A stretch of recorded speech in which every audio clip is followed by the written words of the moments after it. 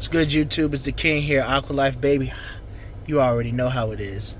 And there are a lot of people that are going to be trying to pick up Aqua Force when EBO 8 My Glorious Justice drops in August. There are a lot of people that are going to be doing that. And I actually have a bit of an issue. Not with the people picking up the clan. Sure, more people play Aqua Force. Sure, more knowledge out there. But a lot of the people do that have this misconception that it just pisses me off. That you could just slap Glory and win the game. You know what you know what the misconception with Aqua Force is now? If they hit a damage trigger, then your turn is over. You're not gonna win. Shut the hell up. The problem with people is that they refuse to learn.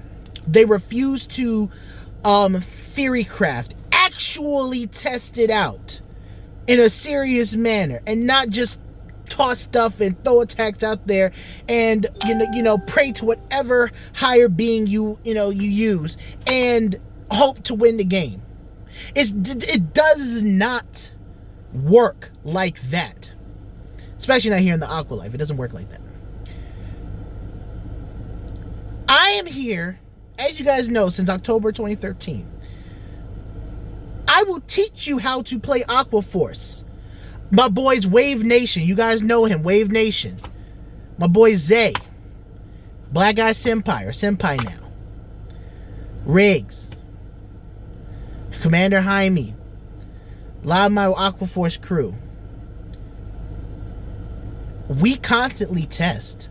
We constantly do a lot of things. And you guys know me. I focus on Aqua Force. When it comes to Vanguard, my focus is on Aqua Force. I try to tweak my builds. I take the clan extremely seriously. I study and develop strategies versus different matchups. There's a lot of things that go into Aqua Force because I take the time to do that. Whenever I'm doing Vanguard things, my main priority, my main focus is how can I get better? How can I make Aqua Force better between every game? Everything I do, what am I going to do to take Aqua Force and myself with the deck to the next level?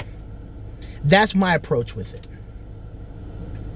But a lot of people are going to pick up the deck and just throw it down. No, you're not going to do that. One thing is that a lot of people are not going to know how to play on OG Maelstrom. A lot of people are complaining that OG Maelstrom VR is going to be $30 right now. You're damn right it's $30 because the card is, one, is actually not a bad card. Two, yes, we get Glory and you need to have Maelstrom the Soul. So having more Maelstroms increases the accuracy of you being able to unlock, when it comes to riding, unlock Glory Maelstrom's full abilities.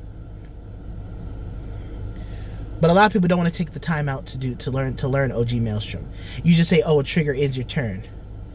I'm so sick and tired of that damn ideology that a trigger ends your turn. That's bullshit, and you know it.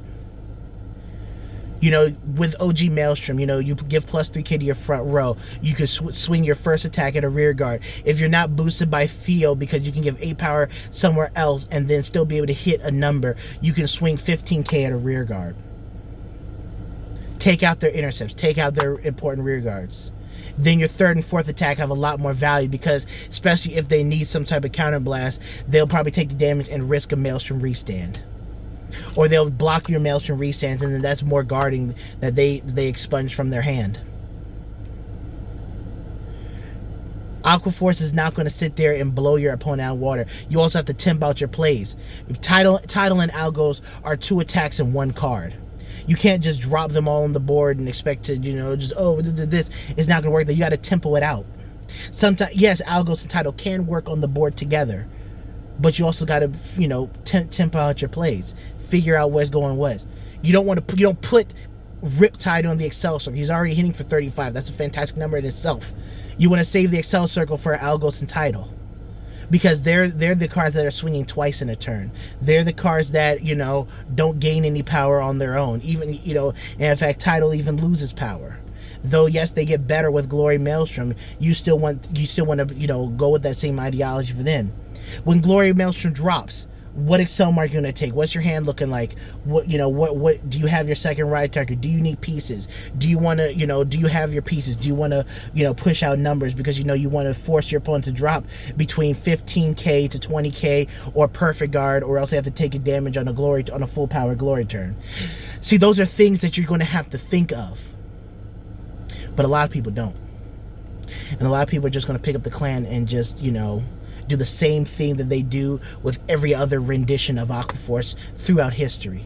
Is that they're going to pick up the clan, they're going to hype the clan up for 3 weeks, maybe a month, and then drop the clan because they're not having the type of success that they anticipated on having based on the ideology of what Aquaforce looks like on paper, because they didn't put in the time or the effort to work. You can own the damn deck, but that doesn't mean that you're a player or that you play the deck. I own Spike Brothers. Am I a Spike Brother player? No, I just own the deck and play it casually from time to time. The same thing with a lot of people that are going to play Aquaforce and pick it up. It's just gonna happen.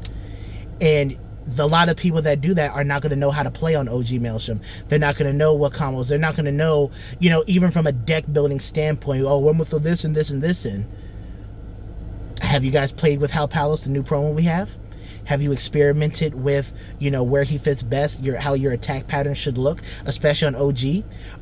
What are you going to do if you're stuck on OG Maelstrom, and you can't get to your glories? You damage check 4 glories. What are you going to do then? How are you going to play? Are you going to, just curl up in a ball and die because, you damaged all your glories and now you feel like you have no way to win? Because, no, you can win on OG Maelstrom. I've done it plenty of times. My point, what I'm making is that I will teach you how to play Aquaforce. That's why I'm here. That's why we began the channel in October of 2013.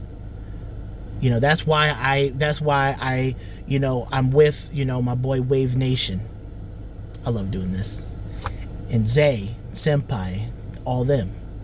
Because, we take Aquaforce seriously, and we try to make sure that, again, like I said at the beginning of the video, we try to not only get better with the deck, but we also try to make the deck a lot better than what it currently is. We test everything. We take everything into consideration. There are some cards that you can easily say they're not that great, and then there's some cards that say they are. The point what I'm making is that I will teach you. We will go through this. I'm going to have a lot of series of videos. We're going to be streaming area. We're going to be learning how to play Aquaforce, because again, like I said, a lot of people are going to be trying to pick up the deck, and yes, those people, some of those same people are going to be the ones that complain that Maelstrom is $30. Well, why didn't you pick up Maelstrom when he was $12? Because you said he was bad? Because you said the deck was bad? The deck is not bad at all, and it's because of this false ideology that a damage trigger ends our turn, which is bullshit, and it's a lie if I've ever even heard one. That is one of the dumbest things that I've heard, is that, oh, a damage trigger will end your... No, it does not. You let the damage trigger turn. You don't set your board up to, still counteract a damage trigger. You don't set up your attack patterns in that way that a damage trigger, the effect of a damage trigger, is minimalized to a degree to where you still have a lot of value in your turn and you're still getting out shielding or still dealing damage to your opponent. That's a lot of the misconceptions for where Aquaforce is now.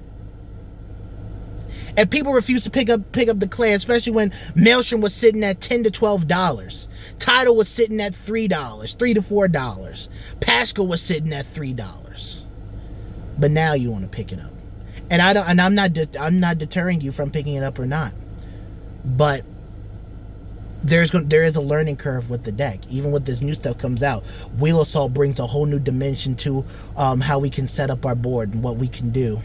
Nicholas, Coral Assault. There's a lot of things. There are things I like about Coral, and then there are things I don't like about Coral. But you find that out if you actually play the clan and test. Now, sometimes, I understand. Sometimes you can't test because the cards aren't out yet. Especially some people don't have access to area. That's well and fine. Have you play tested with, Maelstrom right now? Have you added Hal Palace to the deck yet? Have you? Don't know. What I'm getting at is that, you know, I'm here and I will teach you. We're going to go through, we're going to make a lot of videos, and we're going to learn Aquaforce. The countdown to glory has begun. But stop with the misconception that a damage trigger ends our turn. Stop saying that you can just slap glory down and win the game. Because as you know, glory does have to be your second ride. Let's learn the clan. Let me assist you.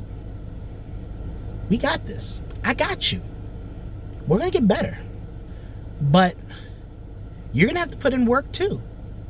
I'll put in the work. My craft with this, but I'm improving my craft with Aquaforce every day. And I'm bringing you the knowledge that I have gained through testing with a bunch of buddies, testing myself, shadow play, all that. But I'll teach you.